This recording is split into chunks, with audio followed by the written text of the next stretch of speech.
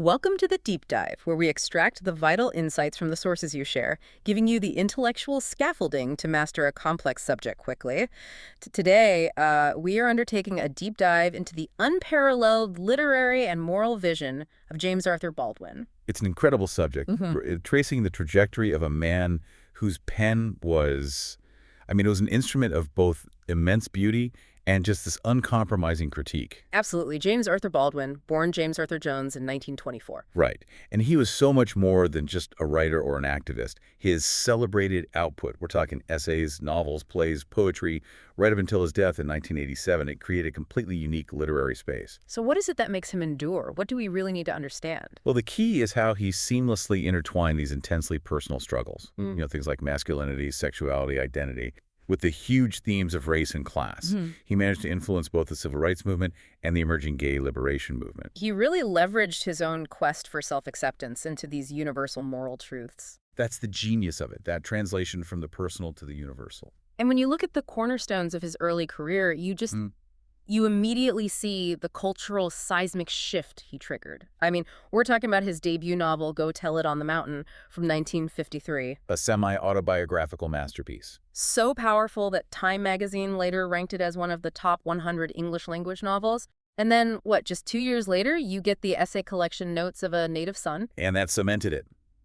That cemented his reputation as this relentless, indispensable voice demanding human equality. And his work isn't some historical artifact, right? It remains critically relevant. Oh, absolutely. We've seen these powerful recent adaptations, like the documentary I Am Not Your Negro. Based on his unfinished manuscript. Exactly. Remember This House. And then you have the beautiful film adaptation of his novel If Beale Street Could Talk. Baldwin just had this unmatched clarity, the style in articulating the anger, the frustration, and, crucially, the deep humanity of Black Americans. He really became a defining figure in American thought. No question. So, our mission today for you, the listener, is precisely this: understanding the fundamental tension that drove his work. We want to see how he took his fight for personal identity, growing up gay and Black in mid-century America, and turned it into the central political, moral critique of the nation. We're tracking his astonishing journey from a boy in Harlem, haunted by a difficult father, through his self-imposed exile, to becoming this expatriate literary force whose singular overarching theme was the necessity of salvation through the risk of love. So to begin to grasp the intellectual and moral titan Baldwin became, we have to start at the forge of his life.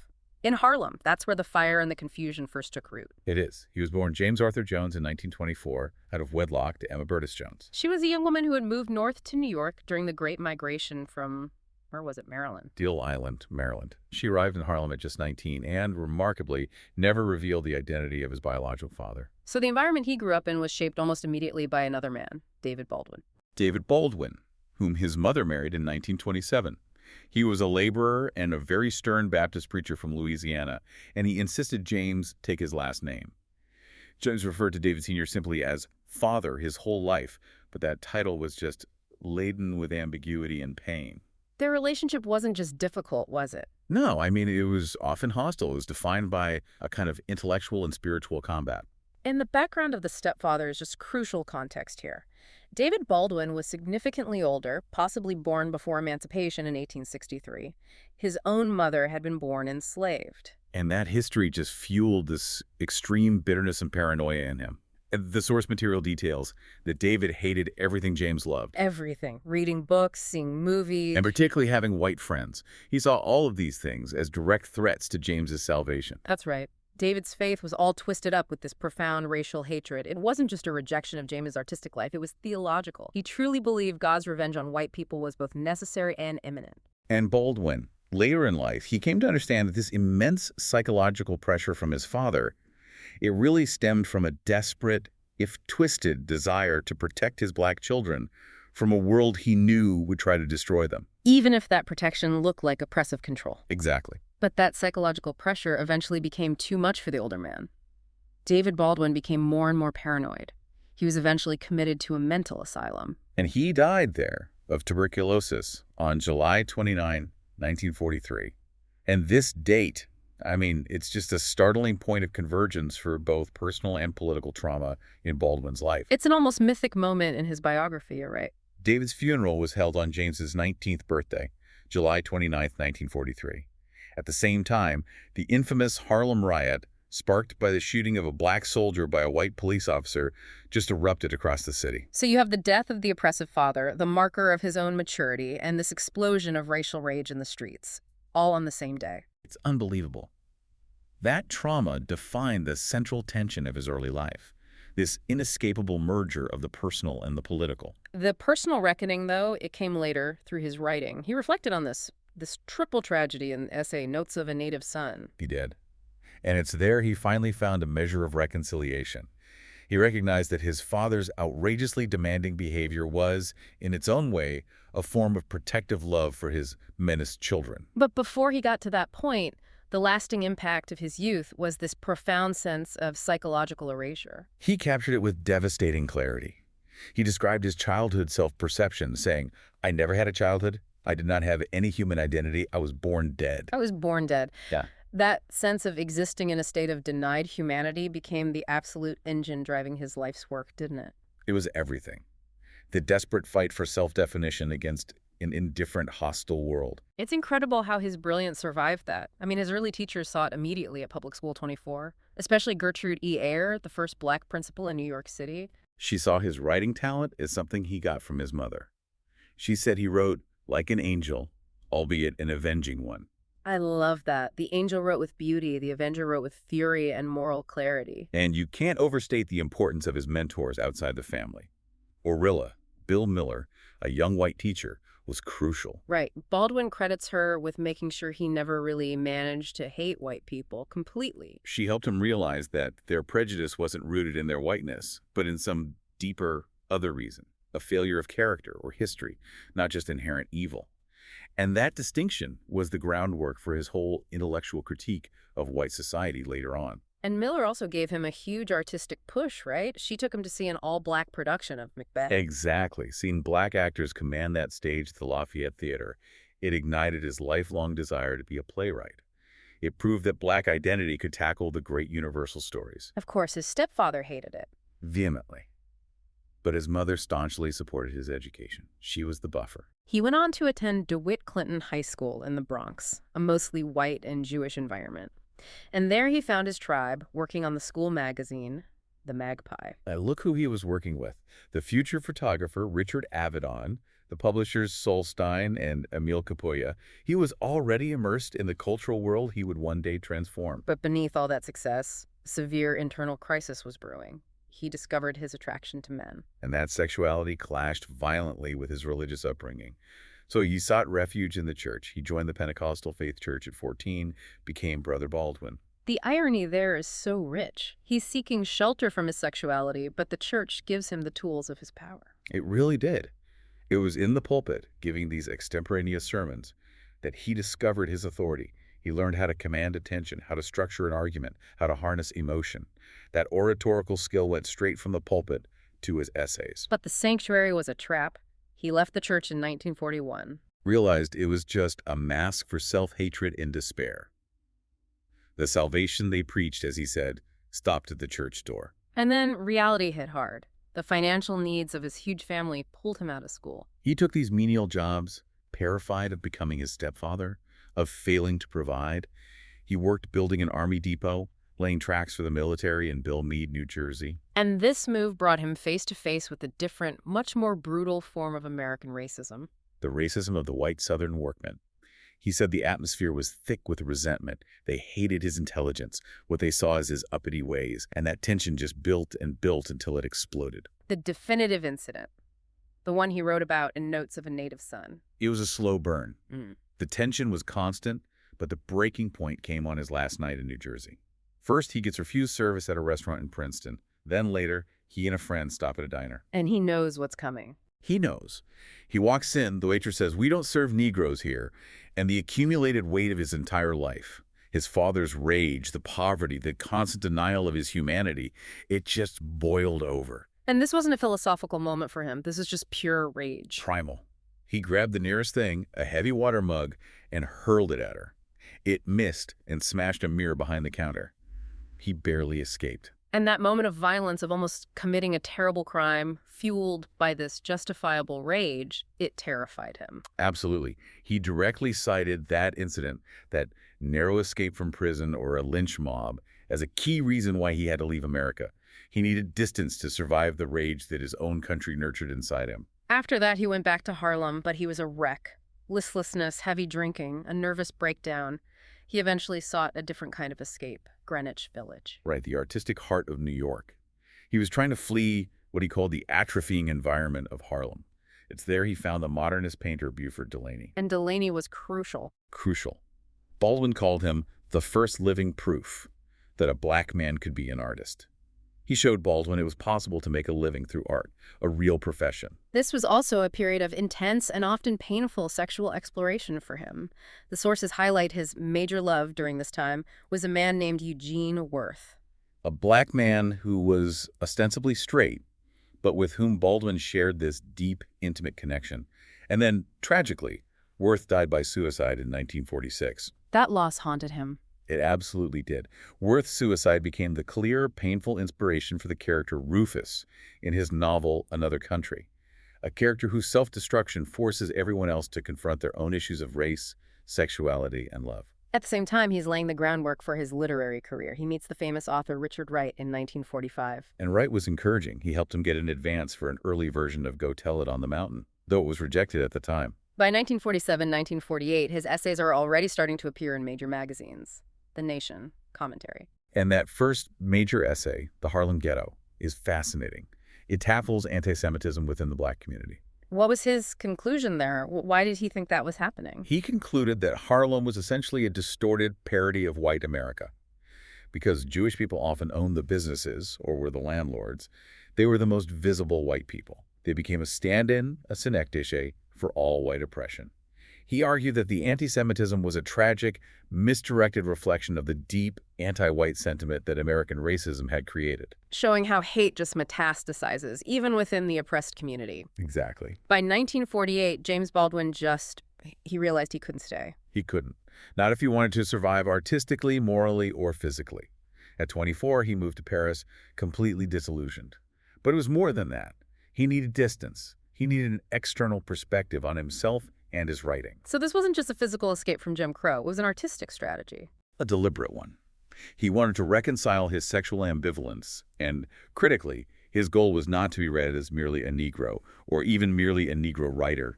He was fleeing American parochialism to find a universal voice. And he did it with almost nothing. On a shoestring. He got a $1,500 Rosenwald Fellowship, gave most of it to his mother, and landed in Paris with $40. He was extremely poor for years. But the psychological difference must have been profound. In Paris, he was no longer a despised black man. He was just an American. And you see that powerful contrast in his essay Equal in Paris. In 1949, he gets arrested for receiving stolen goods, a bedsheet an American friend had stolen. Which sounds awful, but it led to this huge realization for him, didn't it? A huge one. When the charges were dropped, he realized he'd been treated equally by the French justice system. As an American foreigner, not as a racial symbol. The shock of being seen as just a person, not a category, was a completely new experience. It affirmed why he had to be there. It did. And on a personal level, Paris brought him his first truly sustained intimate relationship with Lucien Happersberger, a 17-year-old Swiss boy. This relationship was the foundation for Giovanni's Room. The deep emotional foundation, absolutely. It showcased the power and tragedy of love when it's confronted by deep internal fear. But this period is maybe most famous for his intellectual break with his mentor, Richard Wright. The two scathing critiques. Everybody's Protest novel and Many Thousands Gone. This was an act of literary patricide. He was taking on the towering figure who had helped him get his start. So what was the core argument? Why attack the literature of the civil rights fight? Baldwin argued that protest literature, including Wright's monumental Native Son, failed because it was too concerned with theories and categories. By making characters into symbols of oppression, he believed they denied life and caged humanity. He felt they were implicitly perpetuating the idea that for black people to be seen as human, they had to become like white people. That's it, exactly. So in his view, the very act of protesting through that genre unintentionally validated the weight framework of humanity, It was an incredibly subtle and radical move. And this critique led directly to his core moral philosophy. It did. He inverted the narrative. For Baldwin, the problem wasn't the oppressed, it was the sickness of the oppressor. He argued white racism comes from a profound white self-hatred and self-denial. He said, our dehumanization of the Negro, then, is indivisible from our dehumanization of ourselves. Wow. Those essays launched him. They defined his unique intellectual territory, and that clarity led directly to his breakthroughs. First, Go Tell It on the Mountain is finally published in 1953. The book he'd been struggling with for years. A semi-autobiographical coming-of-age story. But he sought a sensibility tough enough to articulate the Black American tradition, to forge the uncreated conscience of his race, echoing James Joyce. And the protagonist, John Grimes, his struggle is a metaphor for Baldwin's own escape. It is. He goes through this violent conversion on the threshing floor of the church. But the salvation he finds isn't just religious, it's human. It's about liberation through the risk of radical love. And then came the essay collection, Notes of a Native Son, in 1955. Which really served as the foundational text for many white readers who were just starting to grapple with race in America. He deliberately used his own life to explore these universal themes, forcing the reader to connect. He was using the personal to make it impossible to ignore. Exactly. And then we get the novel that caused immediate, intense controversy, Giovanni's Room in 1956. With its explicit homoerotic content, which was just unheard of in mainstream American literature then. Conscious provocation. And what's often missed is that he purposefully made the main characters white. As a way to reject the label Negro writer. Precisely. He wanted the book judged on its universal merits. And the real tragedy of the novel isn't the sexuality. It's David's fear and self-denial, his inability to face love when he finds it. It's about the fatal consequences of self-betrayal. Baldwin returned to the United States in the summer of 1957. What pulled him back? History. The raw force of it. The civil rights movement was escalating. Emmett Till's murder, Rosa Parks, desegregation. He said he felt profoundly guilty, like he was wasting time in self-exile while a revolution was happening at home. And his return plunged him right into the middle of it. He started traveling through the South, writing essays, lecturing for groups like CORE and SNCC. And his ideological stance was so complex, he refused to fit neatly into any one camp. He carved out a space between Martin Luther King Jr.'s nonviolence and Malcolm X's more muscular approach. He had that unique perspective as a self-exiled Northern intellectual looking at both Northern and Southern racism. He did. And his vision wasn't just limited to race. He hoped for some form of socialism, but he always stressed that the first price of any equitable society had to be the eradication of what we call the race problem. That clarity and moral vision just exploded into public consciousness with The Fire Next Time in 1963. The impact was immediate and massive. Why did that book resonate so powerfully, especially with white Americans? It spoke directly to a white audience that was desperate to understand the crisis. He examined the uneasy relationship between the hypocrisy of American Christianity and the growing appeal of the Black Muslim movement. He didn't pull any punches. And it cemented his position as the essential spokesperson for civil rights. A role he'd neither asked for nor entirely wanted, but it made him a celebrity. Landing on the cover of Time magazine in May 1963 was the ultimate proof of that. And that public profile brought him into direct confrontation with the political establishment. After the Birmingham riot in '63, he sent a blistering public cable to Attorney General Robert F. Kennedy. He refused to let the government off the hook. He publicly blamed the violence on the failure of the federal establishment, the FBI, Hoover, President Kennedy himself, for not using the office as a moral forum. And that led to that crucial, famous meeting with RFK. It did, at Kennedy's Manhattan apartment. Baldwin brought a high-profile delegation, Kenneth Clark, Harry Belafonte, Lena Horne, Lorraine Hansberry. And that meeting was reportedly devastating for the Kennedys. Because the delegation wasn't there to talk politics. They insisted on talking about civil rights as a moral catastrophe. They shocked the Attorney General with the depth of Black despair and rage. It forced the administration to start seeing the crisis through a moral lens. The power of his voice is best illustrated by the government's reaction. The surveillance. The numbers, they speak for themselves. Baldwin's FBI file was 1,884 pages long. 1,884 pages. For contrast, Richard Wright's was 276 pages. Henry Miller's was 9. That file isn't just surveillance. It's a testament to the threat the establishment felt his moral clarity posed. His authority was global, The 1965 debate with William F. Buckley Jr. at the Cambridge Union. An essential piece of American intellectual history. Buckley represented the articulate defense of American exceptionalism. Baldwin argued, with profound force, that the American dream was literally built on the nightmare of black exploitation. And the audience Voted overwhelmingly for Baldwin. A powerful acknowledgement of his argument on an international stage. And yet, despite all this, he experienced brutal isolation within the movement he was championing. A tragedy within a tragedy. His sexuality clashed severely with civil rights leadership, which was often intensely hostile to homosexuals. He and Bayard Rustin were the only overtly gay men in the inner circle. Right, and they were marginalized for it. King's own key advisor said they were better qualified to lead a homosexual movement than a civil rights movement. So even with his huge visibility and influence, the movement deliberately sidelined him. He was systematically excluded. The most conspicuous slight was not being invited to speak at the March on Washington. He was there, with friends like Brando and Poitier, but he wasn't on the stage. This has to be why he rejected the label civil rights activist. He adopted Malcolm X's logic on this. If you're already a citizen, you shouldn't have to fight for civil rights. To do so implies you aren't one to begin with. He called the movement the latest slave rebellion, emphasizing that it was a revolutionary fight to reclaim a humanity that had been systematically stripped away. After the exhaustion of the activist years and the assassinations of his friends Evers, Malcolm X, King, he sought a permanent safe haven. He did. In 1970, he settled in Saint-Paul-de-Vence in southern France. He bought an old Provençal house that became known as James Baldwin. And it was more than a house. It was a necessary sanctuary. It became this legendary open home for an incredible circle of artists and activists. The guest list is amazing. Beaufort Delaney, Harry Belafonte, Sidney Poitier, Nina Simone, Miles Davis, Josephine Baker. His later writing from the 70s and 80s was largely overlooked at the time, wasn't it? It was. Critics were maybe conditioned by the intensity of the fire next time. But these later works, like If Beale Street Could Talk and Just Above My Head, they show this profound shift inward. To the family. To the resilience and complexity of Black American families. And he continued to process the political violence. No Name in the Street in 1972 was a raw, painful discussion of the assassinations of his friends. He never stopped writing about the essential, painful truths. Never. In fact, in his later years, he became an inspirational figure for the emerging gay rights movement, discussing homosexuality and homophobia with extraordinary fervor. So if we pull back and look at the whole arc of his career, there's one singular, constant theme that provides the resolution. The necessity of radical love, without question.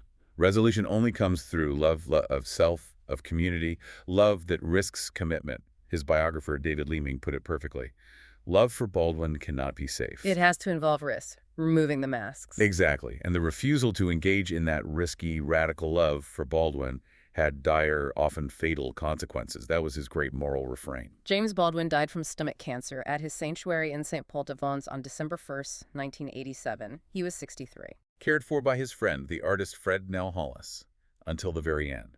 And at the time of his death, he was still working on that unfinished memoir, Remember This House. The book about his three assassinated friends, Medgar Evers, Malcolm X, and Martin Luther King Jr. That manuscript eventually became the basis for the incredible documentary, I Am Not Your Negro. And the story of James Baldwin, his sanctuary, has this heart-wrenchingly sad postscript. It does. There were dedicated efforts to save the property, to turn it into an artist residency. Activists, writers, they fought for it. But the campaign struggled. And tragically, in 2019, that beloved historical property, James Baldwin, was completely razed, demolished to make way for a contemporary apartment complex. And the mayor of Saint-Paul-de-Vence dismissed the calls for conservation, claiming... What was it? Something breathtaking in its ignorance. He claimed that nobody's ever heard of James Baldwin. That deliberate erasure of a physical place of Black American genius, it just stands in such stark, painful contrast to his literary status. Absolutely. Critically, his status is unimpeachable. Harold Bloom called him among the most considerable moral essayists in the United States. His close friend, Toni Morrison, wrote that powerful eulogy, Life in His Language. And we can't forget the other honors, the Guggenheim, the French Legion d'Honneur. But maybe the most telling honor is still that 1,884-page FBI file. A tangible testament to the revolutionary power of his moral truth. So what does this entire deep dive reveal? Baldwin's genius was his ability to fuse his intensely personal battle against poverty, homophobia, racism, with this objective moral critique of America. He refused to compartmentalize. The sickness of society and the anguish of the individual soul were, for him, utterly interconnected. His lasting power is his relentless insistence that America must look beyond its comfortable myths and confront its own profound history of self-denial. He demanded to be seen not as a symbol, but as a fully complex, contradictory human being. And he knew that struggle for identity was the most essential struggle for the soul of the nation itself. He left us with this almost unbearable sense of urgency. I'm thinking of that line from The Fire Next Time. The time does not exist. There is never time in the future in which we will work out our salvation. The action must be taken now.